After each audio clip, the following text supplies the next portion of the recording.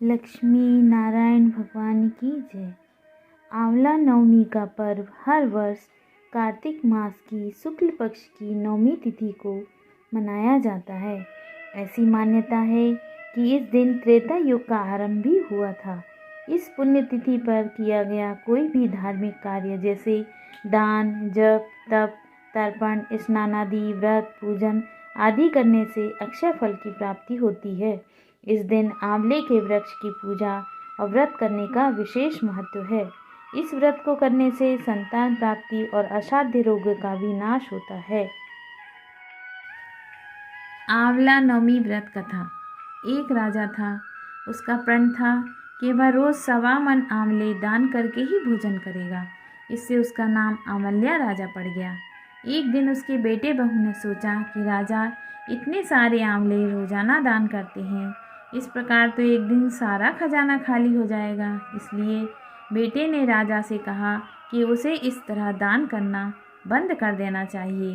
बेटे की बात सुनकर राजा को बहुत दुख हुआ और राजा रानी महल छोड़कर जंगल में चले गए। राजा रानी दान नहीं कर पाए और प्रण के कारण कुछ खाया नहीं। जब भूखे प्यासे 7 दिन हो गए तब भगवान ने सोचा कि यदि मैंने इसका प्रण नहीं रखा और इसका सत नहीं रखा तो मुझ पर से विश्वास चला जाएगा। इसलिए भगवान ने जंगल में ही महल, राज्य और बाग बगीचे सब बना दिए और ढेरों आंवले के पेड़ लगा दिए। सुबह राजा रानी उठे तो देखा कि जंगल में उनके राज्य से भी दुगना राज्य बसा हुआ है। राजा रानी से कहने लगे कि देखा रानी, सत नहीं छोड़ना ये चाहिए। सत की छोड़ी लक्ष्मी फिर मिलेगी आए। आओ नहा धोकर आंवले का दान करें और भोजन करें। राजा रानी ने आंवले का दान कर खाना खाया, खुशी खुशी जंगल में रहने लगे। उधर आंवला देवता का अपमान करने और माता पिता से बुरा व्यवहार करने के कारण बहू बेटे के बुरे दिन आ गए। राज्य दुश्मनों ने छीन लिया। दाने दाने को मोहताज हो गए और काम ढूंढते हुए अपने पिताजी के राज्य में आ पहुँचे। उनके हालात इतने बिगड़े हुए थे कि पिता ने उन्हें बिना पहचाने हुए ही काम पर रख लिया। बेटे बहू सोच भी नहीं सकते कि उनके माता पिता इतने बड़े राज्य के मालिक भी हो सकते हैं, सो उन्होंने अपने माता पिता को नहीं पहचाना। एक दिन बहू ने सास के बाल गूंथते समय उनकी गर्दन पर मछा देखा।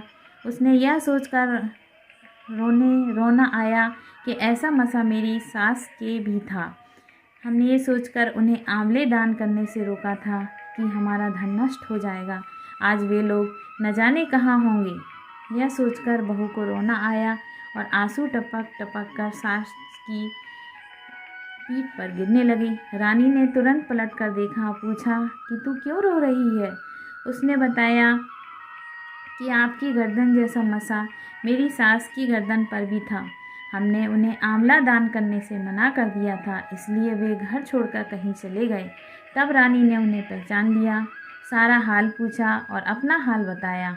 अपने बेटे बहू को समझाया कि दान करने से धन कम नहीं होता बल्कि बढ़ता है। बेटे बहू भी अब सुख से राजा रानी के साथ रहने लगे। हे भगवान, जैसा राजा रानी का सत रखा वैसा सबका सत रखना, कहते सुनते सारे परिवार को सुखी रखना। बोलो लक्ष्मी नारायण भगवान की जय।